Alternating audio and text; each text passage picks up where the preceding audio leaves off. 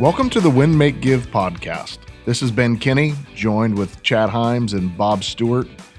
Today, we're going to talk about another factor of persuasion called liking. Ben, before we start, you look really handsome today. Like, did you do something different with your hair or? You just want him to feature you on this episode and make sure that he likes you a little more, huh, Bob? Flattery will get you everywhere in my world. Thank you, Bob Stewart. If you would like to make a positive comment about my metabolism, that would be appreciated next. You know that's coming from Bob's mic. Not from the hard-to-like Chad Hyams. That's right. I won't be saying much on this Chad, episode. you should probably just listen to this episode instead of participate. I'm going to take notes. It's a solid point. Ladies and gentlemen, people decide to do business with you because they like you. They decide to work with you because they like you. They will buy something because they like you. All of the things that we talk about, sales, leadership, coaching, recruiting, marketing, this is a tool that could be used for you. Now, in the book that we've been discussing heavily in this series called Influence, The Psychology of Persuasion by Robert Cialdini, Dr. Robert Cialdini, he shared an interesting story. And it was an MBA case study where they took a look at two different colleges and just to kind of prove it to be true, and they did two exercises. At both colleges, they broke out into two groups. Both groups' goal was to come to an agreement on terms of a negotiation. And there was only one difference. The first group was told time is money. You need to get it done, be fast, negotiate, etc. That group, 55% of the groups on average from both MBA programs were able to come to a consensus, an agreement.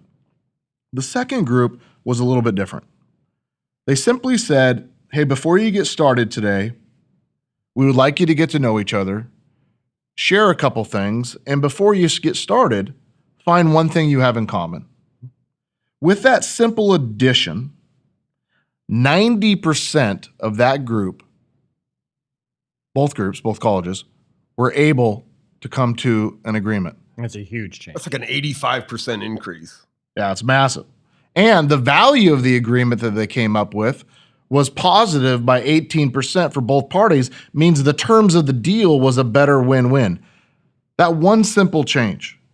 You know, I think about this comment that somebody made to me early in my career, a very influential woman in my life. And this woman said, Ben, sometimes being right isn't the most important thing. And when you go into something like a negotiation or a sales, sometimes we spend a lot of time trying to be right or prove somebody right or wrong or presenting the facts or whatever that might be, instead of just slowing down and getting to know each other. Wouldn't you guys agree? Absolutely. Yeah, for sure. So when we decided to dig into the science of getting somebody to like us, another word for that would be building rapport quickly. We uncovered a variety of factors that we'd like to share with you today. Number one, seems a little obvious, but people like people who appear to be similar to them. Which, Bob, we were talking about the car dealership comment earlier today. What was that story? Well, as inside of the book, they give this example of the guy, Joe Girard, who's like the number one all-time car sales guy ever. This guy was selling 7 or 8 cars. He's like in the Guinness Book of World Records. But one of the things they talked about car people doing is trying to find some similarity with you. And the example they give in the book says, oftentimes if your car was like bought out of state, they'll say, oh, my wife or me are from that area. My wife and I were in the Lexus dealership, 3 weeks ago, and the guy did that to us. We had bought our car in Arizona, and he said, well, they'd looked it up, and they were looking at giving us a price for it, and he said, hey, I noticed that you guys got your car down in Arizona. My wife's from Arizona. And I didn't think anything of it, right? And by the way, at the end of the day, I did like that guy. Like that said, we didn't end up buying the car from him, but I liked the guy, right? And so he was using these tactics, I think, on us all throughout that, that 45 minutes we spent with him. Hypothetically, his wife could have been from Arizona, but your theory today is that he was using that one factor to get him to like you? Yeah, to find some similarity between us, like anything that he could find that was creating some kind of a similarity so that we would like him more. Sounds like a nice little tactic, right? If we haven't lived all over the country, it doesn't mean we don't know someone who's from that area. Bob was also talking, if you don't know this about Bob, he, I think, has more hats than shoes. And we've talked about your shoes on many episodes, Bob.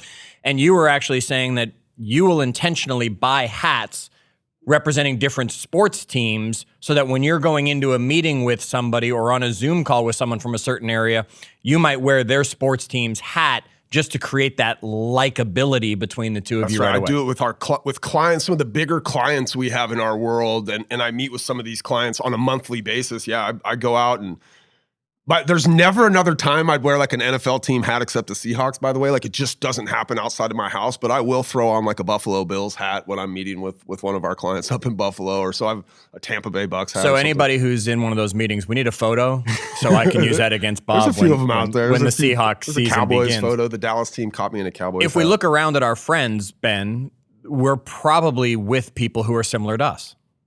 They probably either will live near us, have similar likes or dislikes, maybe similar shapes, sizes, things like that. Tall people like tall people, shorter people like short people. This is what you're talking about as one of the key factors of liking.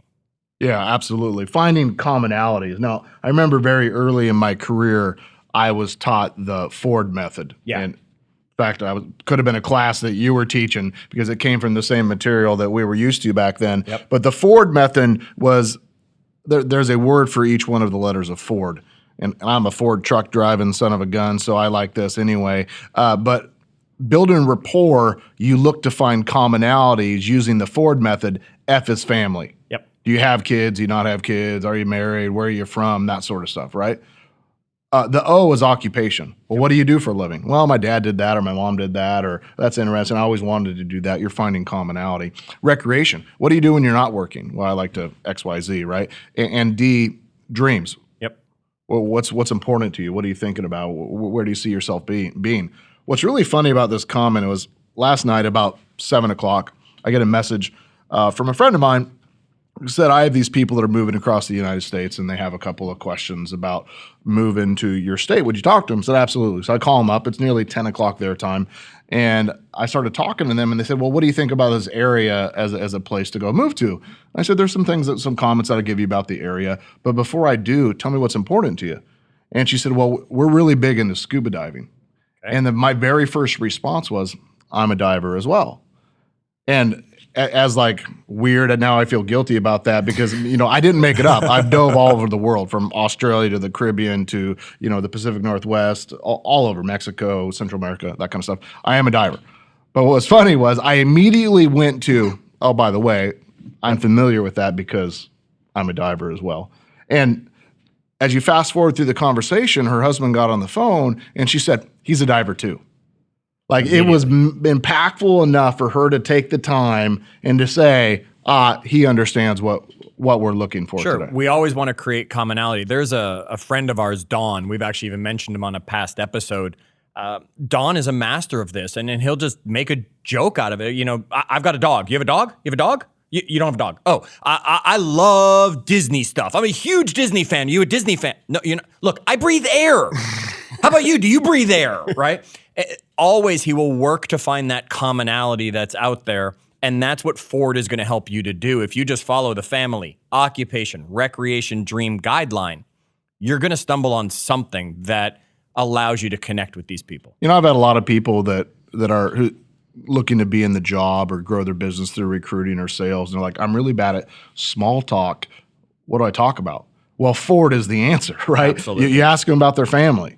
You ask them about their occupation. You ask them about what do they do for fun, their recreation. You ask them about their dreams, right? What are you looking forward to? What do you want to accomplish in your life? Where do you see yourself in 5 years, right? Yep. Well, what does the perfect neighborhood look like? What's your perfect car look like? What would you do with that car? Like, where would you drive it to? My wife, she's got a new job. She's been about a year, right? So she's met these friends, and any family that has kids, we're like trying to find a circle of friends that have kids our age. And so probably 4 different times in the last couple months, we've had these small little dinner parties, right? And she'll bring over the friend who she works with and the friend's husband. And now I've got to sit down with this guy. I don't know it all, right? And this is like the framework of what our conversations sound like, right? It's just, oh, the kids, how old are they or whatever? And then it's, so what do you do? Right. And just digging into that, though. It's not just what do you do and then on to the next thing, recreation. But I mean, this is the conversation I had with Jody, the husband of my wife's friend, on Sunday. Did you like him? He liked me. No, he never asked me, Ford. No, I'm just kidding. Yeah, that is interesting, right? Yeah. Well, you spend a whole conversation and you're with somebody and they never ask you a question. Like the whole time that they wanted to spend with you, they wanted to talk about themselves. That's a really weird situation to be in. You don't necessarily build rapport with those people. Yet they usually come away from it liking you. Yeah. Like you, Because but you they may get not to like talk. them. Correct. Yeah. Well, the second factor in our digging was we like people who pay us compliments. Is that why we don't get along? Not like nice abs, Chad. Like not shallow ones, but really great ones. Well, you know what's funny, Ben, is you just said not like nice abs, Chad. Like maybe you're saying he doesn't have them. But the reality of it is studies have shown that it doesn't even have to be true. Right. The compliment doesn't even have to be true. It carries the same weight when it's not true. And the person receiving it knows it's not true. That's interesting. That's interesting. Right? You know, we had this class once, ironically called Persuaded. Good title. And we played this video about this guy who spent the entire day giving people compliments.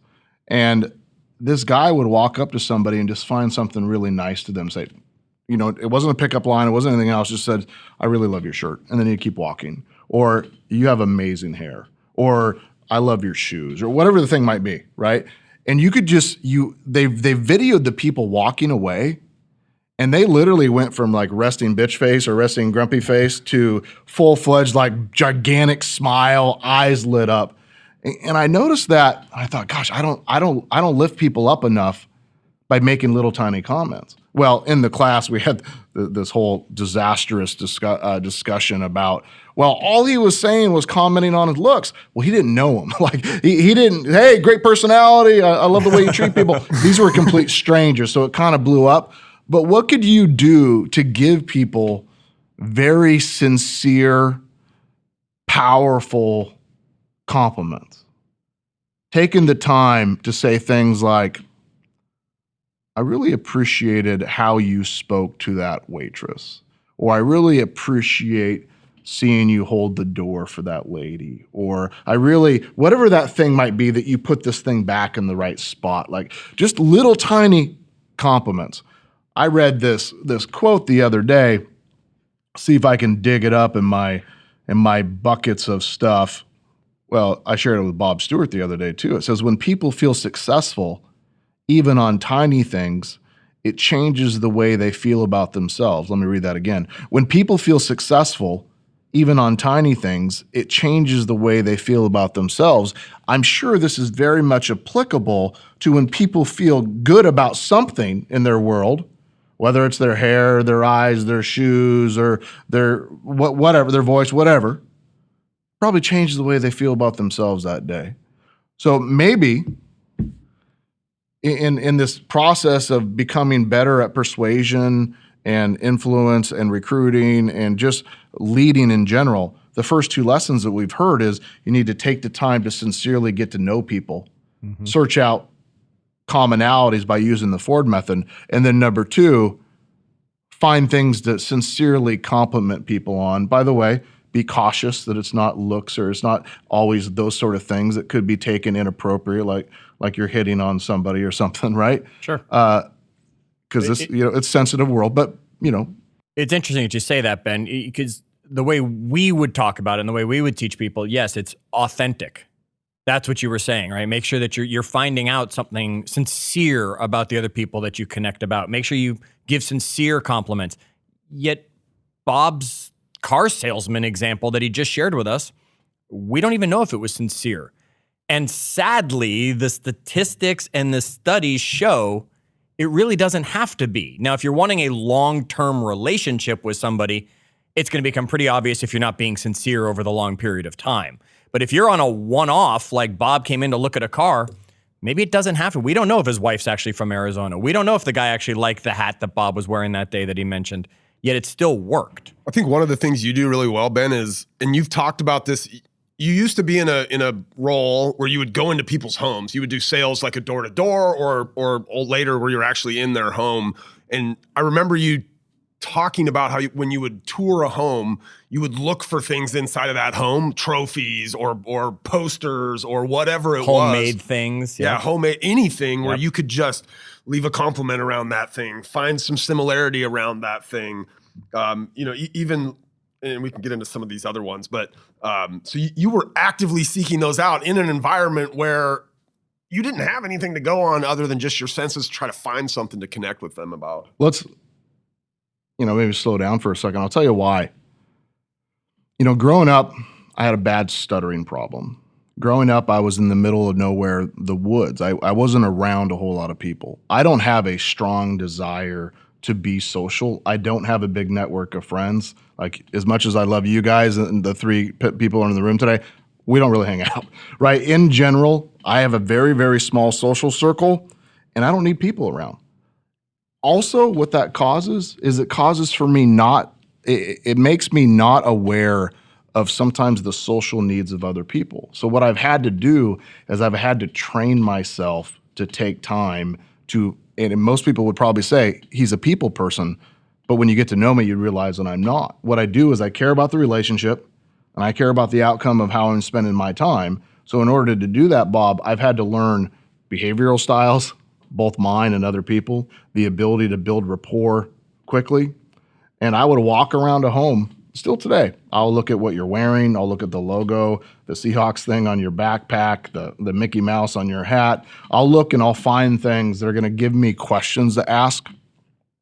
In the house, I was looking at family photos. That tells me something about them. I was looking at the type of books. That tells me something. I looked to see if I can figure out their career based on the books that they're reading. I'm looking for all these different sort of things to decide, should I speed this up? Should I slow it down? Should I go in detail? Should I be visual? Should I be kinesthetic? What am I trying to do? This is all in my goal to get them to relate with me. Get them to like you. To want to do business, right? Whatever that might be. Yep.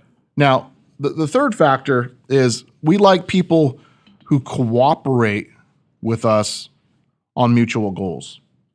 In sales, it's often where you run across somebody where you just have a feeling that this person wants to sell you something, not wants to help you accomplish your goals, right? Yeah. They don't care what you buy. You got to buy something. It's a wham, bam, thank you, ma'am sort of experience, right? Move on to the next. And then you run into some people that says, I'd really love to be a part of helping you and your family find that next car. It doesn't have to be today. It could be in a year or 5 years. I would like to be that person. How could I help you on that journey? What's most important to you? And I start sitting back and saying, well, this person doesn't just want to sell me a car. This person wants to help me with my goal. So let me share a little bit about my goals. We don't share with people who we don't think are going to cooperate and help us on these goals. You recently we do this masterclass group, Ben, and you recently had us watch a recruiting appointment that you had done with a gal. And one of the, generally when companies are recruiting, they are, they got all these applicants, right? And they're trying to sell the applicant on the vision of their company. Here's all the cool things we do. In your recruiting appointment, it was very clear that you were looking to show her how through cooperation together, you and her as partners would move on and do something she'd never been able to do on her own. And there was a lot. There was one point in there where she was talking about how long she'd been in the business, and it was like a year more than you, I think. And you said, "Oh, I got in the business right around the same time you did," right? It was like that similarity concept. There was just the cooperation that you showed there, though, where you basically said, hey, how are we together going to get to your goals? Not here's all the awesome stuff that we do that can help you get to your goals. It was how are we going to do that together? It was Did I use the second factor? Compliments? Oh, yeah. Yeah. It's incredible what you've already accomplished. Yeah, you were saying, oh, wow, like you're going to be that, you were all over it. But they were very subtle. And a lot of times they were wrapped around things where she was giving you something that she felt like was a weakness. And you were saying, oh, no, that's not a weakness. That's amazing that you got to this point already doing that. Like, so you were taking the things that she was already kind of down on herself about and turning those into compliments. It was very targeted and precise. One of the words I heard Bob using there, referring to that opportunity, Ben, is the word we. And I think that's one of the things that also really jumps out when we were talking about liking. Everybody wants to be a winner. I mean, everybody wants to win. Think about it, Bob. When the Seahawks are good, you refer to them as we.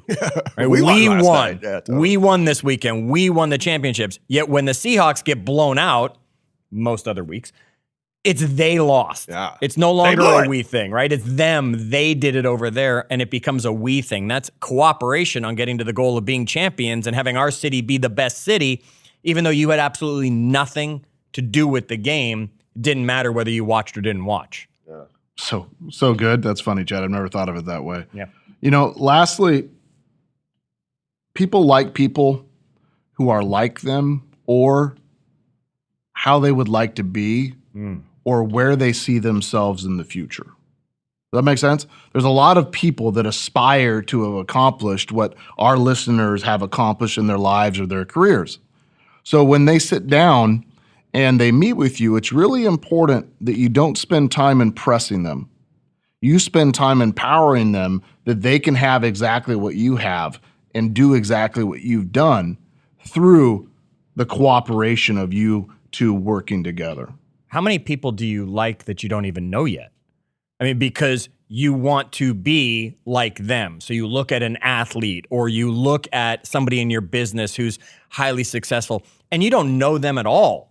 Yet you like them because you want to be like them. I think you get a lot of people like that in your world, Ben. People that think they like you they don't even know you, right? But they see what you're doing. They want to accomplish what you've accomplished. They like the way that you're constantly learning, whatever. They want to be that thing that they see you being, and they like you for it. Yep. I strive very hard to make sure everybody believes that they can accomplish what I've accomplished. Now, whether they can or they can't, in my mind, that's actually up to them, not up to me. But the power that we have, the gift that we give people is we simplify things down so that they actually can try. And that should be our goal. People should feel like it's actually possible. You know, before we go on with this and we talk about maybe some tips on how people can get people to like them and things like that, there's actually in the book a fourth way that they refer to get people to like you. Now, we didn't talk about it much and we won't talk about it much because you really don't have any control over it.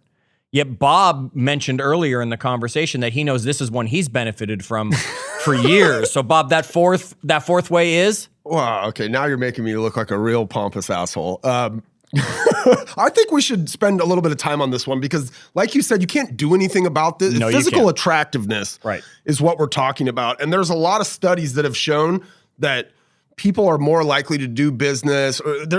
It's actually a whole range of things with people that are physically attractive. And obviously that's a subjective, right? Chad, Ben might think you're really handsome and I may not.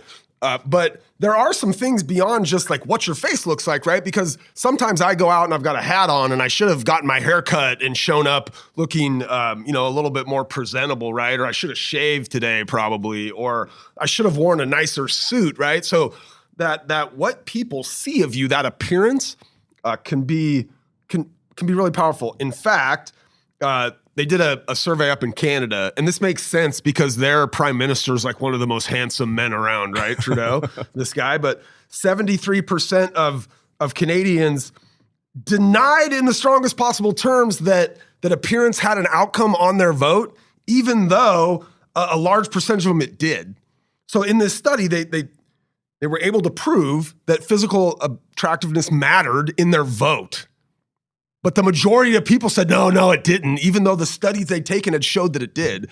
So it's this thing that we don't even recognize as happening, which is really powerful. It's why the celebrity endorsements are so powerful. You get that person who is considered attractive, whether it's Brad Pitt, Julia Roberts, George Clooney, those kinds of people that get that they're attractive, what society considers it. That's why they get the endorsements. That's why when we were younger, we were looking at car magazines for the girls on the car because it was that attractiveness that attracted us to those cars. Do you ever, like, I always wonder, I go out and like all these products you interact with online, like the support person who pops up in the bottom right-hand corner is always Not this them. really attractive person, right? And you're like, man, this company, but it's everywhere you go because they want you to like that company and you could connect it to somebody that's physically attractive. Like it's subconscious. We're not even realizing what's happening here, but it makes you like them just a little bit more. Yeah, and we can't control it, so it's why we're not talking about it in depth. You can't change I guess you can, but you're not most likely going to go change what your face structure looks like.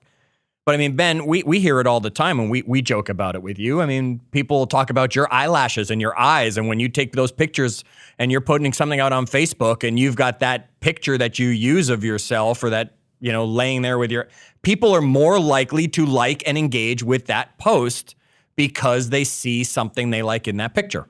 I saw a sign on the internet the other day that said, "For ugly people with great eyes, this is your time." Yeah. Because I really feel like this is my time, everybody. I have the mask excelling. covering the Pulls his rest. mask up. Yeah. Right, and you just see my long eyelashes. Yeah. We have this chat bot, and the chat bot has artificial intelligence tied to it and responds back to people, and it has a picture of an employee and an attractive individual. This person gets asked out. This person gets gifts sent to them, and it's not even a real name on the person. It's a make-believe person. But because the AI responds back to all the messages, people feel like they have a relationship with that chatbot, and they actually try to engage in that relationship building. Pretty funny. So the power of liking, it can be used in marketing, sales, recruiting, all these things. Let's talk about starting a great conversation. I want to give you a handful of things that you can do that will allow you to build rapport. Number one, you're going to find common interests. Talked about that. Common interests, like Ford, right? Number two, share a story or an experience. Now, you have to be careful with this, and I'll tell you something I do. It's a little bit manipulative, but I'm going to share anyway.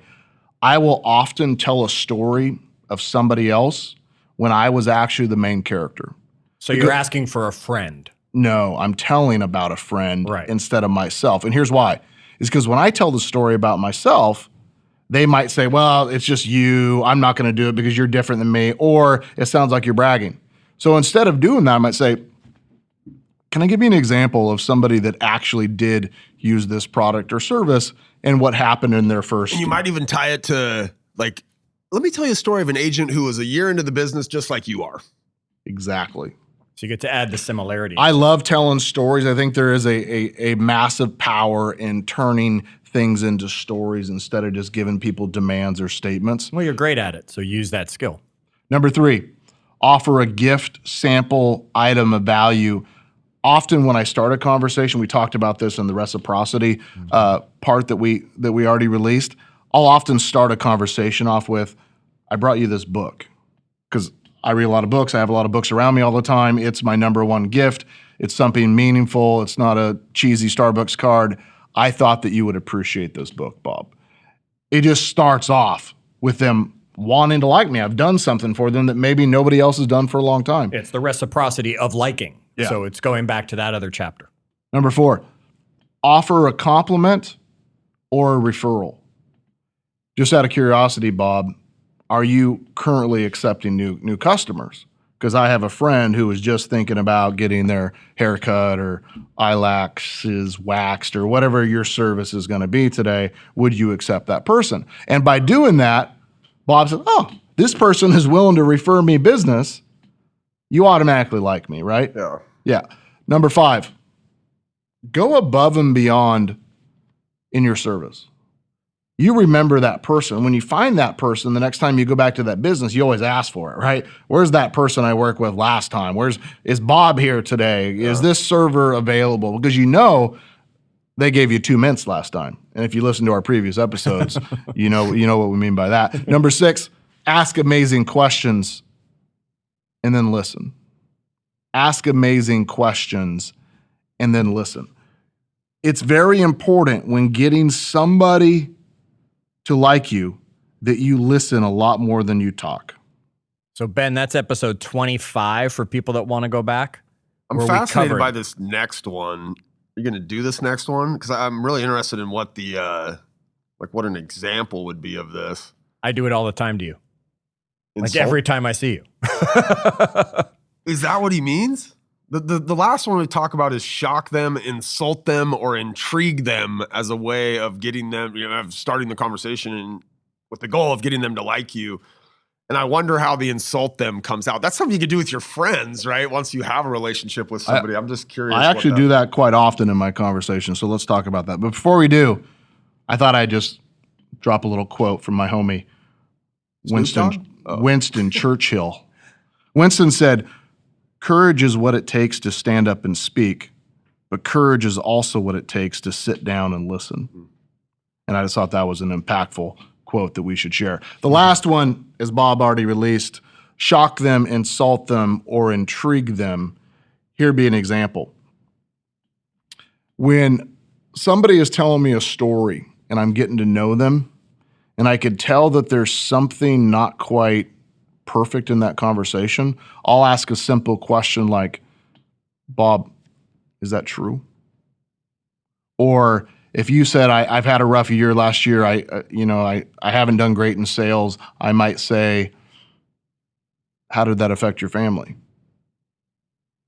"Well, what do you mean? It sounds like you didn't make any money. How did that affect your family?" That's a shocking question to hear from somebody the first time I've met them because it goes really deep. Yeah. And then I'll follow it up with, "Well, how do you feel about that?" And it brings them down to a level where they're open to hearing some sort of feedback. And intriguing would be, would you be willing to come up with a plan together so that that never happens to you and your family again? And they're intrigued by this idea of having a plan. But sometimes people won't listen until you take the time to say, "I know you walk on water, but you haven't always," right? And you got to knock it down a notch or two. And I'll do that very often in a conversation. Or if somebody appears nervous or rambling, or I don't feel like I'm getting the best of them, I will come in there with a statement or a question to get them back where I'm in control of the conversation. You add all these things up, these are tools that you can use to start a great conversation in order to build rapport. When you're thinking about interviewing or selling, you just got to have a few things, available so you can start this process. Like, one, you got to know your questions. Knowing your questions, Chad, is not just always winging it, but having a list of the 20 most important questions that you talk to your customers about, or the 20 most important questions you ask somebody that you're interviewing. Or there's even an article in the New York Times about 36 questions to fall in love with somebody. Like, there is power to these questions. You got to know, what is your ideal outcome? In this conversation, where are you leading them to? Imagine getting in your car and having no destination. You would either go nowhere or drive in circles or end up in Canada, right? You're going to end up in the wrong spot. Start with the end in mind concept. Know where you want it to go. Yeah. Have everything ready. Have your materials, your proof, your examples. For me, blank pieces of paper and a Sharpie so that I can take notes. Remember, people like people who pay attention to them. Yep. And by me taking notes when Bob's talking, it shows him that I care about the conversation that we're having. Yep. Last, I control the environment.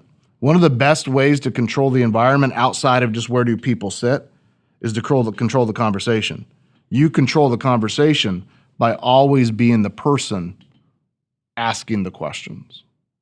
I hope all of these things added up into some ideas and thoughts of how you can use the power of liking in your marketing, your conversations, your recruiting, and your sales.